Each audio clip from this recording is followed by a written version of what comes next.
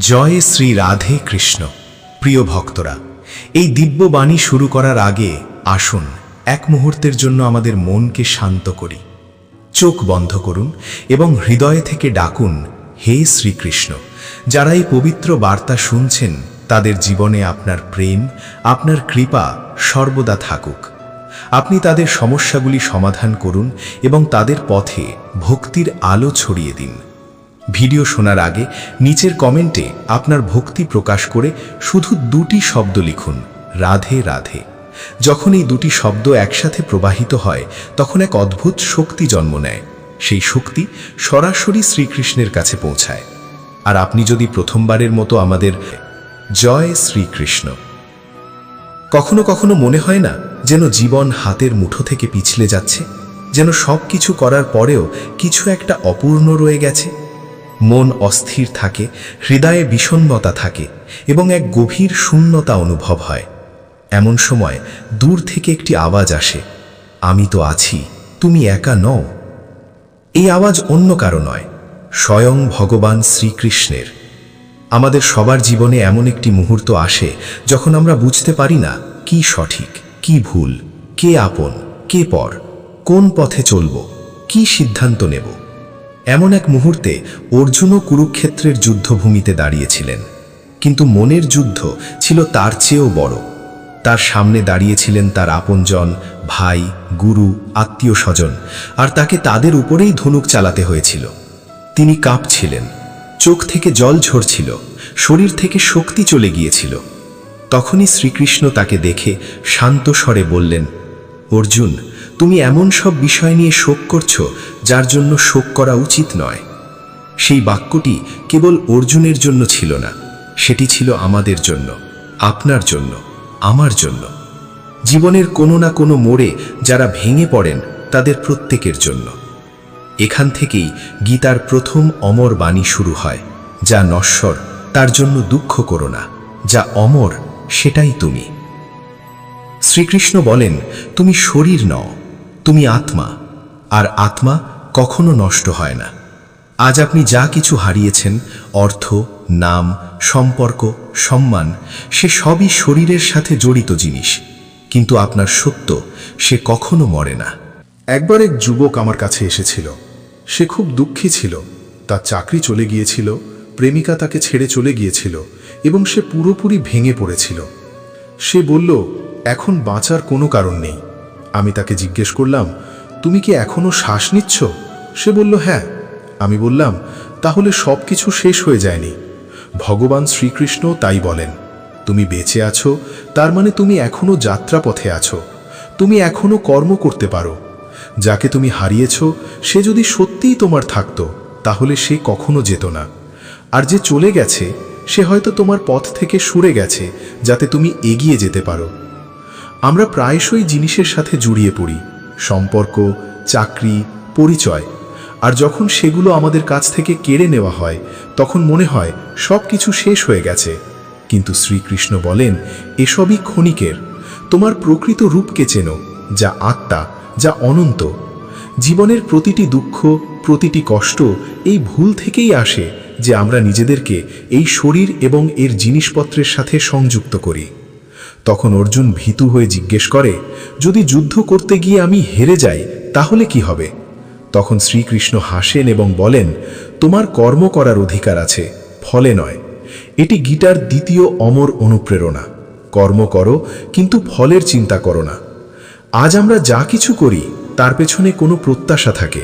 যদি আমরা ভালোবাসি তাহলে বিনিময়ে ভালোবাসা আশা করি, যদি কঠোর পরিশ্রম করি তাহলে সাফল্যের আকাঙ্ক্ষা করি, আর যখন তেমনটা হয় না তখন আমরা ভেঙে করি।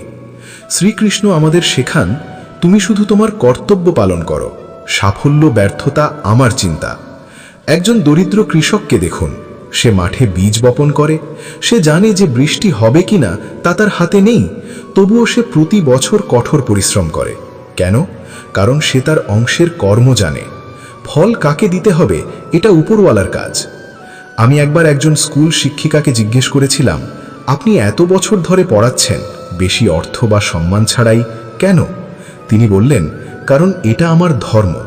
প্রতিটি শিশু যে আমার ক্লাসে আসে সে আমার জন্য একটি বীজ। আমি জানি না সে গাছ হবে কিনা, কিন্তু আমি তাকে জল দেবই। তিনি শ্রীকৃষ্ণের পথে আছেন। যদি আপনি কোনো ভালো কাজে নিয়োজিত থাকেন এবং তবুও ফল না দেখেন, তাহলে ভেঙে পড়বেন না। কারণ গীতার 3য় অমর অনুপ্রেরণা বলে, ভালো করা কোনো কর্ম কখনো বৃথা যায় না। আপনার প্রতিটি প্রচেষ্টা আজ ফল দিক বা না দিক, তা কোথাও সঞ্চিত হয়। যেমন নদীর প্রতিটি ফোঁটা মিলে সাগর হয়, তেমনি আপনার প্রতিটি ছোট প্রচেষ্টা একটি বড় পরিবর্তনের ভিত্তি স্থাপন করে। আমার এক বন্ধু অনেকবার প্রতিযোগিতামূলক পরীক্ষা দিয়েছে, কিন্তু প্রতিবারই ব্যর্থ হয়েছে। লোকেরা হাসাহাসি করত, পরিবারের লোকেরাও কটূক্তি করত, কিন্তু সে শ্রীকৃষ্ণের এই কথাটি ধরে রেখেছিল, প্রচেষ্টা কখনো ব্যর্থ হয় না। শেষবার যখন সবাই আশা ছেড়ে দিয়েছিল, সেই বছরই তার নির্বাচন হয়েছিল। যারা শুধু ফলাফল দেখে তারা প্রায়শই হেরে যায়, কিন্তু যারা প্রতিটি পদক্ষেপকে তাদের ধর্ম বলে মনে করে, তারাই জীবনের দৌড় জেতে। আজ আপনিও ভাবুন, আপনি কি শুধু ফলের জন্য কাজ করছেন, নাকি শ্রীকৃষ্ণের মতো কর্মকে পূজা বলে মনে করেন? যদি কোনো কিছু আপনাকে আটকে রাখে, তাহলে জেনে রাখুন এটি আপনার মনের ভয়, ভগবানের ইচ্ছা নয়। কারণ শ্রীকৃষ্ণ নিজেই বলেছেন, আমি সেই ব্যক্তিকে সাহায্য করি যে মন দিয়ে কর্ম করে এবং আমার উপর বিশ্বাস রাখে। আপনার বিশ্বাসই আপনার সবচেয়ে বড় শক্তি। কখনো কখনো আমাদের মনে হয় যে আমরা একা, সবকিছু আমাদের উপরেই নির্ভর করছে। কিন্তু মনে রাখবেন, যখন অর্জুন সাহস হারিয়ে ফেলেছিলেন, তখন ভগবান নিজেই তার সারথি হয়ে তার পাশে দাঁড়িয়েছিলেন। তিনি রথের সামনে নয়, পেছনে দাঁড়িয়েছিলেন, কিন্তু রথের সব দিক নির্দেশনা ভগবানের হাতে ছিল। আজ যদি আপনিও ক্লান্ত, ভয়ে কাঁপছেন, সামনের পথ দেখতে পাচ্ছেন না, তাহলে শুধু চোখ বন্ধ করুন এবং মনে মনে একবার বলুন, জয় শ্রীকৃষ্ণ। আপনি দেখবেন তিনি চুপচাপ আপনার রথের লাগাম ধরে নেবেন। শ্রীকৃষ্ণ অর্জুনকে বলেছিলেন, তুমি তোমার স্বভাব অনুযায়ী কর্ম করবেই, কিন্তু তাকে মোহ, ভয় বা ভ্রম দিয়ে বাঁধবে না। কতবার এমন হয়েছে যে আমাদের কোনো কথা বলতে হয়, কোনো সিদ্ধান্ত নিতে হয়, কিন্তু আমরা ভয়, নিরাপত্তাহীনতা বা লোকে কি বলবে এই চিন্তায় থেমে যাই। আমাদের ভেতরের এক আওয়াজ বলে, তুমি এটা করতে পারো, কিন্তু আমাদের বাইরের পৃথিবী বলে, হয়তো এটা ভুল বা তুমি ব্যর্থ হবে। শ্রীকৃষ্ণ এই দ্বিধাকে ভেঙে দেন। তিনি বলেন, মোহ ত্যাগ করো এবং সেই পথে চলো যা তোমার স্বভাবের সাথে সঙ্গতিপূর্ণ। ধরুন আপনার মধ্যে সঙ্গীতের প্রতিভা আছে, কিন্তু আপনি ডাক্তার হওয়ার দৌড়ে লেগে আছেন, শুধু এই কারণে যে সবাই সেটাই করছে। তাহলে ভেতরে এক অস্থিরতা থেকেই যাবে। ভগবান শ্রীকৃষ্ণ বলেন, স্বধর্মে মরণ শ্রেয়স্কর, পরধর্ম ভয়প্রদ। অর্থাৎ নিজের পথে চলতে গিয়ে যদি পড়েও যাও, সেটাও ভালো, অন্য কারো পথে চলার চেয়ে। আপনার নিজেকে এই প্রশ্নটি জিজ্ঞাসা করা উচিত, আমি কি আমার জীবনযাপন করছি, নাকি শুধু সমাজের ভয়ে, আত্মীয় স্বজনের কথা বা লোক দেখানো প্রতিযোগিতায় ছুটছি? একবার একটি মেয়ে আমার কাছে এসেছিল। সে ইঞ্জিনিয়ারিং পড়াশোনা করেছিল, কিন্তু ভেতর থেকে সে লেখিকা হতে চাইত। আমি তাকে জিজ্ঞেস করলাম, তুমি কি কখনো কিছু লিখেছ? সে বলল, হ্যাঁ, কিন্তু কখনো কাউকে দেখাইনি, ভয় লাগে। আমি তাকে বললাম, যা লিখেছ তা শ্রীকৃষ্ণকে উৎসর্গ করে দাও। তাহলে কিসের ভয়?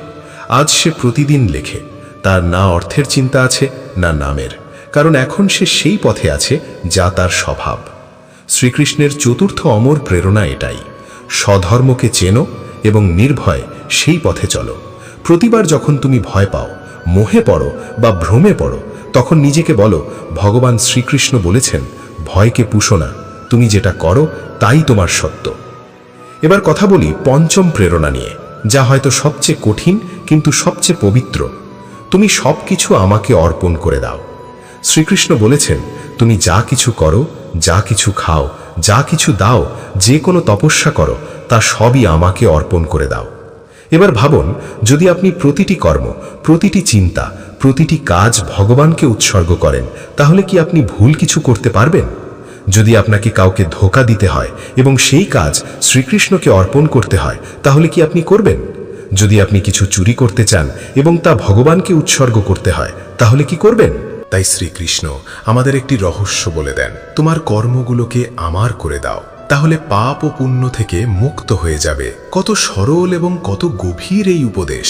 একবার একজন সাধু জঙ্গলে ভিক্ষা চাইতে যাচ্ছিলেন। এক কৃষক তাকে কিছু রুটি দিয়ে বলল, আমি তো শুধু হাল চালাই, গোবর তুলি, ক্ষেত করি, আমি কি পাব?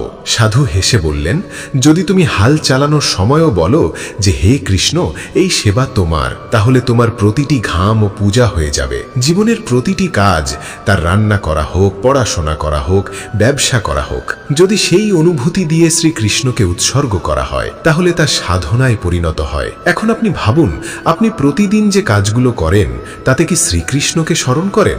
আপনি কি আপনার দুঃখ, কষ্ট বা আনন্দের মুহূর্তগুলো তাকে অর্পণ করেন? যদি না করেন, তাহলে আজ থেকে করুন। প্রতিদিন সকালে উঠেই বলুন, হে কৃষ্ণ, আজকের দিনটি তোমাকে উৎসর্গ করলাম, যা করব তা তোমার পূজা হবে। তারপর দেখুন জীবন কতটা পাল্টে যায়। এবার আসি ষষ্ঠ অমর প্রেরণায়, যা সরাসরি হৃদয় ছুঁয়ে যায়। যখন কোনো আপনজন আমাদের ছেড়ে চলে যায় বা জীবনে কোনো অনাকাঙ্ক্ষিত ঘটনা ঘটে, তখন মনে হয় যা হয়েছে ভালোই হয়েছে, যা হচ্ছে তাও ভালোই হচ্ছে, যা হবে তাও ভালোই হবে। এই বাক্যটি আজও কোটি কোটি মানুষকে জীবনে স্থিরতা দেয়। কারণ যখন কিছু খারাপ ঘটে আমরা প্রশ্ন করি কেন, যখন কেউ চলে যায় আমরা কাঁদি এমনটা আমার সাথেই কেন হলো, যখন ভবিষ্যৎ ভয়ানক মনে হয় আমরা ঘাবড়ে যাই, এখন কি হবে। কিন্তু শ্রীকৃষ্ণ আমাদের মনে করিয়ে দেন যে তুমি জানো না, কিন্তু আমি জানি যে যা কিছু ঘটছে তা তোমার ভালোর জন্যই। আপনি কখনো পিছন ফিরে তাকান, আপনার সবচেয়ে বড় কষ্টগুলো, সবচেয়ে গভীর ক্ষতগুলো, সেগুলো সবই কোনো না কোনো ভালো মোড়ের কারণ হয়েছে। একবার এক ব্যবসায়ীর সমস্ত মাল সমুদ্রে ডুবে গিয়েছিল, সে ভেঙে পড়েছিল, দেউলিয়া হয়ে গিয়েছিল। লোকেরা তাকে নিয়ে ঠাট্টা করত, কিন্তু কয়েক মাস পর জানা গেল সেই জাহাজে যারা ছিল তাদের জলদস্যুরা মেরে ফেলেছে, আর তার না যাওয়া তার জীবন বাঁচিয়ে দিয়েছে। আজ সে বলে, যদি সেদিন আমার ক্ষতি না হতো তাহলে আজ আমি বেঁচে থাকতাম না। ভগবানের লীলা বোঝা আমাদের সাধ্যের বাইরে, কিন্তু বিশ্বাস রাখাটাই আমাদের ধর্ম। যদি আজ আপনি কোনো কঠিন সময়ের মধ্যে দিয়ে যাচ্ছেন, তাহলে শুধু মনে একটি কথা গেঁথে নিন, শ্রীকৃষ্ণের পরিকল্পনা আমার চেয়ে বড়। যা হয়েছে তা আমাকে কিছু শেখাতে এসেছে।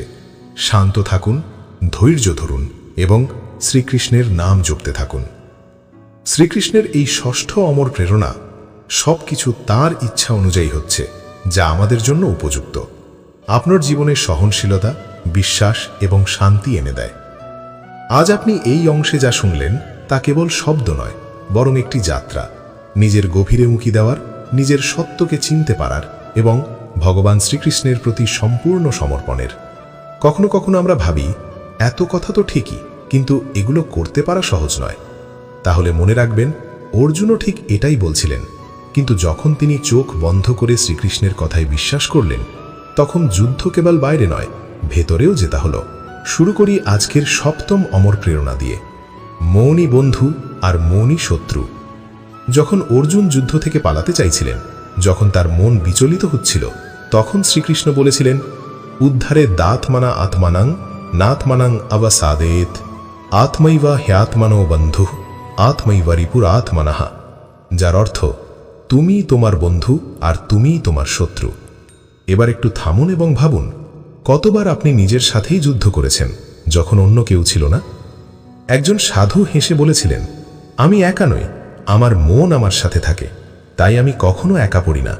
সুতরাং যদি আপনি জীবনে একাকিত্ব অনুভব করেন বা ভেঙে পড়েছেন মনে করেন, তাহলে সবার আগে আপনার মনের দিকে তাকান। সে কি চায়? সে কি পথভ্রষ্ট হচ্ছে? সে কি ভ্রমে আছে? নাকি সেই শুধু শ্রীকৃষ্ণের নাম চায়? শ্রীকৃষ্ণ বলেন, যে মনকে বশ করতে পারে সে সংসারকেও বশ করতে পারে। এবার আসি অষ্টম অমর প্রেরণায়। সুখ দুঃখ, লাভ ক্ষতি, জয় পরাজয়, এই সব কিছুতে সমভাব রাখো। শ্রীকৃষ্ণ অর্জুনকে বলেছিলেন, সমাতাং যোগাঃ উচ্যতে, অর্থাৎ যোগের অর্থ হল সমতা, সুখে বিচলিত না হওয়া, দুঃখে ভেঙে না পড়া। এখন আপনি ভাবুন, যখন ভালো সময় আসে তখন আমরা উচ্ছ্বসিত হই, আহা আমার পরিশ্রম ফল দিয়েছে, দেখো আমি কত যোগ্য। আর যেই খারাপ সময় আসে, ভগবান আমার সাথে এমনটা কেন করলেন, এটাই হলো অসমর্থ। শ্রীকৃষ্ণ চান যে আমরা স্থির থাকি না, অহংকারে স্ফীত হই না, হাড়ে ভেঙে পড়ি। একবার এক খুব বড় ব্যবসায়ী দেউলিয়া হয়ে গেলেন। তিনি মন্দিরে গিয়ে অনেক কাঁদলেন। তখন একজন বৃদ্ধ সন্ন্যাসী তাকে বললেন, বৎস, যা আজ গেছে তা কাল আবার আসতে পারে, কিন্তু যে ভারসাম্য আজ হারিয়েছ তা ফিরিয়ে আনতে সারা জীবন লেগে যেতে পারে। তোমার মনকে ধরো, ধন তো আসা যাওয়া করবে, এই কারণে শ্রীকৃষ্ণ আমাদের শেখান সুখ দুঃখকে সমভাব নিয়ে দেখো। প্রতিবার যখন কোনো দুঃখ আসে নিজেকে বলো এটাও কেটে যাবে, আর যখন সুখ আসে তখন বলো এটাও স্থায়ী নয়। তাহলে জীবনে স্থিরতা আসবে, আর এটাই আসল শান্তি। এবার নবম অমর প্রেরণায় আসি, যা সবচেয়ে প্রিয়, সবচেয়ে করুণাময়। আমি প্রতিটি জীবের হৃদয়ে বাস করি। শ্রীকৃষ্ণ বলেন ঈশ্বর সর্বভূতানাং হৃদ্দেশে অর্জুন তিষ্ঠতি, অর্থাৎ আমি প্রতিটি প্রাণীর হৃদয়েই বাস করি। এবার ভাবুন, যে মানুষটি আপনাকে ধোঁকা দিয়েছে, যার প্রতি আপনার মনে ক্রোধ আছে, তার ভেতরেও শ্রীকৃষ্ণের অংশ আছে। যাকে আপনি ঘৃণা করেন, যাকে আপনার পছন্দ নয়, সেও সেই পরমাত্মারই অংশ। তাহলে প্রশ্ন হলো, আপনি কিভাবে কারোর প্রতি ঘৃণা করতে পারেন যখন আপনি জানেন যে তার মধ্যেই শ্রীকৃষ্ণ লুকিয়ে আছেন? এই প্রেরণা আমাদের ক্ষমা, করুণা এবং সহনশীলতা শেখায়। এবার আসি অষ্টম অমর প্রেরণায়। সুখ দুঃখ, লাভ ক্ষতি, জয় পরাজয়, এই সব কিছুতে সমভাব রাখো। শ্রীকৃষ্ণ অর্জুনকে বলেছিলেন সমাতাং যোগাহা উচ্চাতে, অর্থাৎ যোগের অর্থ হল সমতা, সুখে বিচলিত না হওয়া, দুঃখে ভেঙে না পড়া। এখন আপনি ভাবুন, যখন ভালো সময় আসে তখন আমরা উচ্ছ্বসিত হই, আহ আমার পরিশ্রম ফল দিয়েছে, দেখো আমি কত যোগ্য। আর যেই খারাপ সময় আসে, ভগবান আমার সাথে এমনটা কেন করলেন? এটাই হলো অসমর্থ। শ্রীকৃষ্ণ চান যে আমরা স্থির থাকি না, অহংকারে স্ফীত হই না, হারে ভেঙে পড়ি। একবার এক খুব বড় ব্যবসায়ী দেউলিয়া হয়ে গেলেন। তিনি মন্দিরে গিয়ে অনেক কাঁদলেন। তখন একজন বৃদ্ধ সন্ন্যাসী তাকে বললেন, বৎস, যা আজ গেছে তা কাল আবার আসতে পারে, কিন্তু যে ভারসাম্য আজ হারিয়েছ তা ফিরিয়ে আনতে সারা জীবন লেগে যেতে পারে। তোমার মনকে ধরো, ধন তো আসা যাওয়া করবে। এই কারণে শ্রীকৃষ্ণ আমাদের শেখান সুখ দুঃখকে সমভাব নিয়ে দেখো। প্রতিবার যখন কোনো দুঃখ আসে নিজেকে বলো এটাও কেটে যাবে, আর যখন সুখ আসে তখন বলো এটাও স্থায়ী নয়। তাহলে জীবনে স্থিরতা আসবে, আর এটাই আসল শান্তি। এবার নবম অমর প্রেরণায় আসি, যা সবচেয়ে প্রিয়, সবচেয়ে করুণাময়। আমি প্রতিটি জীবের হৃদয়ে বাস করি। শ্রীকৃষ্ণ বলেন ঈশ্বরাহ সর্বভূতানাং হৃদ্দেশে অর্জুন তিষ্ঠতি, অর্থাৎ আমি প্রতিটি প্রাণীর হৃদয়েই বাস করি। এবার ভাবুন, যে মানুষটি আপনাকে ধোঁকা দিয়েছে, যার প্রতি আপনার মনে ক্রোধ আছে, তার ভেতরেও শ্রীকৃষ্ণের অংশ আছে। যাকে আপনি ঘৃণা করেন, যাকে আপনার পছন্দ নয়, সেও সেই পরমাত্মারই অংশ। তাহলে প্রশ্ন হলো, আপনি কিভাবে কারোর প্রতি ঘৃণা করতে পারেন যখন আপনি জানেন যে তার মধ্যেই শ্রীকৃষ্ণ লুকিয়ে আছেন? এই প্রেরণা আমাদের ক্ষমা, করুণা এবং সহনশীলতাটা শেখায়। ধরুন আপনি এই 10টি প্রেরণাকে বুঝেও গেলেন, কিন্তু কি এটা যথেষ্ট? না, বোঝা কেবল প্রথম ধাপ। সে অনুযায়ী জীবনযাপন করাই আসল যাত্রা। যেমন কেউ আপনাকে জলপান করার পদ্ধতি বুঝিয়ে দিল, জল হাতে নাও, ঠোঁটে লাগাও, পান করো। কিন্তু শুধু বুঝলেই কি আপনার তৃষ্ণা মিটবে? না, তাই না? ঠিক তেমনি যতক্ষণ না আপনি এই প্রেরণাগুলোকে আপনার দৈনন্দিন জীবনে প্রয়োগ করছেন, ততক্ষণ পর্যন্ত এটি কেবল জ্ঞানই থাকবে, অভিজ্ঞতা নয়। এখন প্রশ্ন ওঠে, কিভাবে গীতাকে জীবনযাপন করব? তো চলুন আমরা গীতাকে জীবনে ধারণ করার 5টি সহজ উপায় শিখি।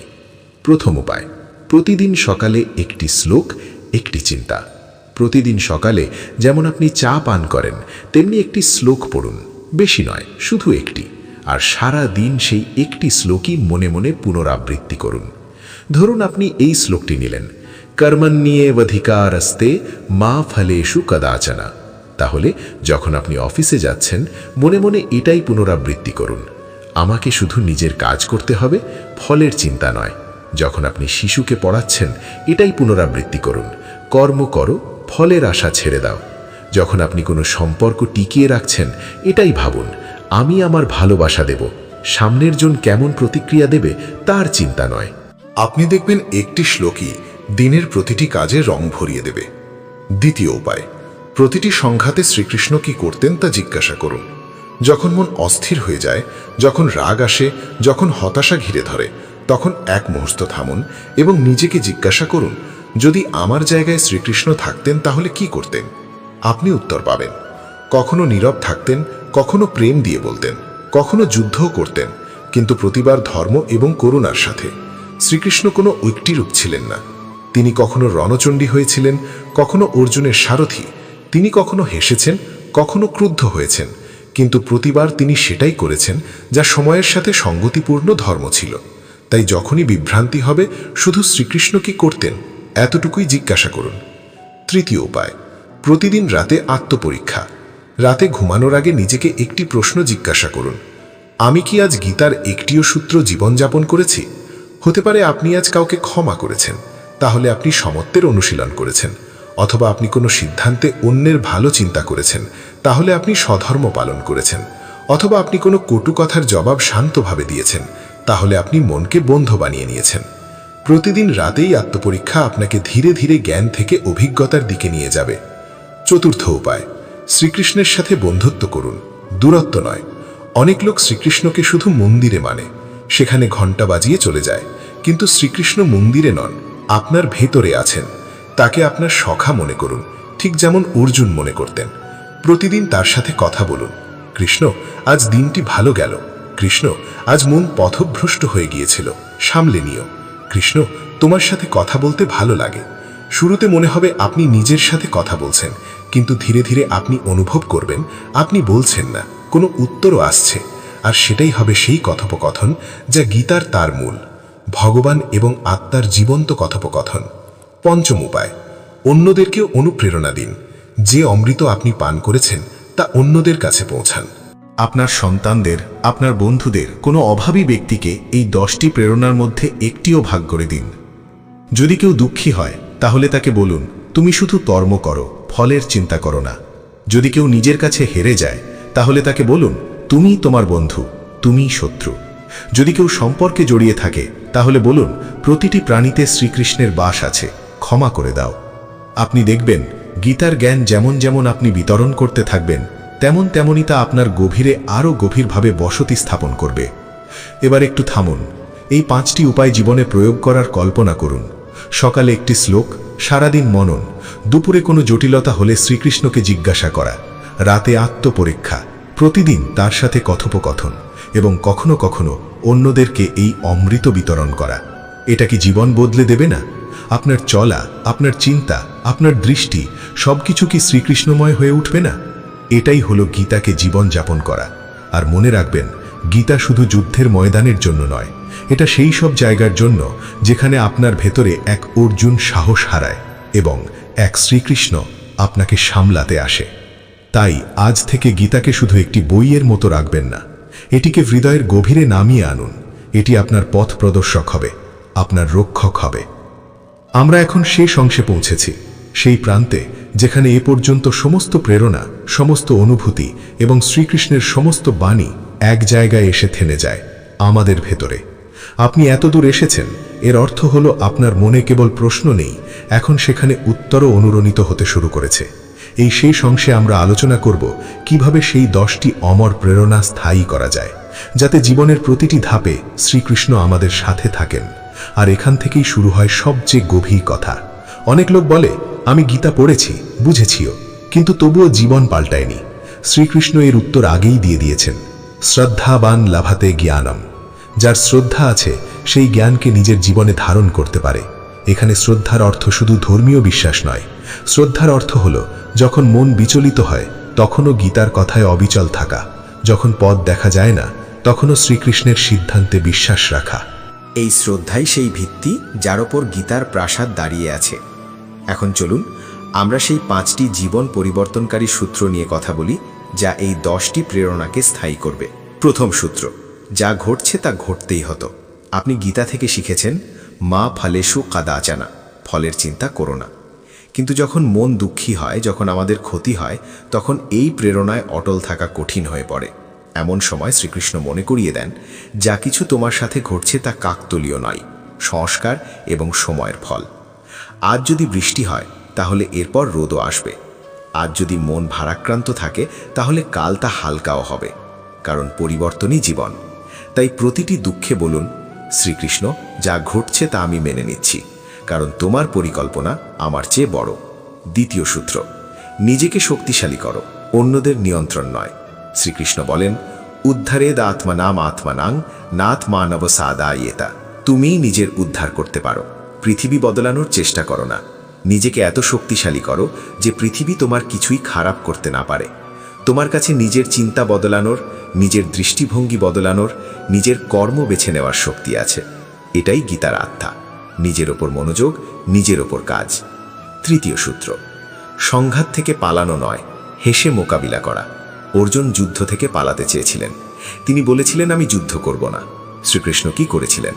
তিনি যুদ্ধকে সহজ করেননি, তিনি অর্জুনকে শক্তিশালী করেছিলেন। কেন? কারণ যদি যুদ্ধ এড়ানো যেত তাহলে অর্জুনের অন্তরাত্মা হেরে যেত। কিন্তু যুদ্ধকে মেনে নিয়ে অর্জুন নায়ক হয়ে উঠলেন। আজও যখন আপনার জীবনে সংঘাত আসে, শ্রীকৃষ্ণ আপনাকে দুর্বল বলেন না, তিনি আপনাকে মনে করিয়ে দেন আপনি যোদ্ধা। তাই প্রতিবার যখন কোনো অসুবিধা আসে, নিজেকে বলুন, আমি অর্জুন আর শ্রীকৃষ্ণ আমার সারথি। চতুর্থ সূত্র, যা পেয়েছো তার সম্মান করো, যা পাওনি তার বোঝা তৈরি করো না। আজ প্রতিটি মানুষ কোনো না কোনো কিছু নিয়ে দুঃখী। আমার কাছে টাকা নেই, সম্মান নেই, সময় নেই। কিন্তু শ্রীকৃষ্ণ বলেন, ততঃ সুখম সত্যবিদাম যতদ আত্মা বুদ্ধি প্রসাদজম। আসল সুখ ভেতর থেকে আসে, বাইরে থেকে নয়। যা পেয়েছো তাতে আনন্দ খুঁজে নাও, যা পাওনি তা পাওয়ার আকাঙ্ক্ষা রাখো, কিন্তু তার অভাবে দুঃখী হয় না। শ্রীকৃষ্ণ গরু চড়াতেন, কিন্তু ভেতর থেকে রাজাদের চেয়েও বেশি ধনী ছিলেন। কেন? কারণ তিনি ভেতরের ধন পেয়ে গিয়েছিলেন। আর এই ধন সবার কাছে আছে, শান্ত মন, সন্তোষ এবং শ্রীকৃষ্ণের সঙ্গ। পঞ্চম সূত্র, মৃত্যুর ভয় নয়, অমর আত্মার জ্ঞান। গীতার সবচেয়ে গভীর কথা এটাই, না জায়াতে ম্রিয়তে বা কদাচিৎ। আত্মা না জন্মায় না মরে। তুমি এই শরীর নও, তুমি সেই শক্তি, সেই চেতনা যা কেবল অনুভব করে। তাহলে মৃত্যুর কি ভয়? প্রিয়জনকে হারানোর কি দুঃখ? যে চলে গেছে সে কেবল শরীর ছিল, তার আত্মা এখনও শ্রীকৃষ্ণের চরণে আছে এবং সে প্রতিদিন, প্রতি মুহূর্তে তোমার কাছেই আছে। এই বোধটি এলে প্রতিটি দুঃখ, প্রতিটি ভয় মন্ত্রমুগ্ধের মতো চলে যায়। এবার একটি শেষ কথা, গীতাকে জীবনের আয়না বানিয়ে নাও। প্রতিবার যখন মন বিচলিত হয়, গীতা খোলো। প্রতিবার যখন আবেগ উথলে ওঠে, গীতা পড়ো। প্রতিবার যখন হেরে যাও, মনে হয় শ্রীকৃষ্ণকে ডাকো। কারণ এই 10টি অমর প্রেরণা কোনো পৌরাণিক গ্রন্থের কথা নয়, এটি আপনার জীবনের গল্প। এটি প্রতিটি মানুষের ভেতরে ওঠা প্রশ্নের উত্তর। আর এখন যখন আপনি 5টি অংশ সম্পূর্ণ পড়ে ফেলেছেন, তখন আমি আপনাকে একটি অনুরোধ করব। এই শব্দগুলোকে বন্ধ করবেন না, এই অভিজ্ঞতাগুলোকে ভাগ করে নিন। কাউকে গীতার একটি বার্তা দিন, আপনি তার জীবন পাল্টে দেবেন। আর যদি কখনো মন আবার বিচলিত হয়, তাহলে এই ধারাটি আবার শুনুন। কারণ শ্রীকৃষ্ণের বাণী প্রতিবার নতুন শক্তি, নতুন দৃষ্টি, নতুন প্রেরণা নিয়ে আসে। জয় শ্রীকৃষ্ণ। আবার দেখা হবে কোনো নতুন বিষয়। যখন মন ডাকবে, শ্রীকৃষ্ণের বাণী আবার শোনাবে। জয় শ্রীকৃষ্ণ। প্রিয় ভক্তরা, এতক্ষণ যা শুনলেন এগুলো শুধু শব্দ নয়, এগুলো আপনার জীবনের উত্তর। যখন আপনি ভেঙে পড়েন, যখন কেউ আপনার পাশে থাকে না, যখন সবকিছু অন্ধকার মনে হয়, ঠিক তখনই আপনার ভিতরে এক শ্রীকৃষ্ণ জেগে ওঠেন আর বলেন, আমি তো আছি, তুমি একা নও। আজ থেকে প্রতিদিন নিজেকে একটা প্রশ্ন করবেন, আমি কি ভয় থেকে বাঁচছি না বিশ্বাস থেকে? কারণ যেখানে ভয় শেষ হয়, সেখান থেকেই শ্রীকৃষ্ণের পথ শুরু হয়।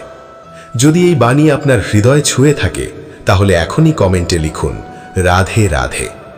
এই 2 শব্দ শুধু শব্দ নয়, এটা আপনার আর ভগবানের সংযোগ।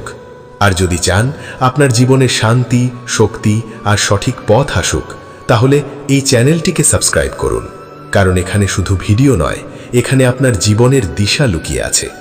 শেষে শুধু একটা কথাই বলবো, কখনো হাল ছাড়বেন না, কখনো বিশ্বাস হারাবেন না। কারণ আপনার রথের লাগাম আজও শ্রীকৃষ্ণের হাতেই আছে। জয় শ্রীকৃষ্ণ।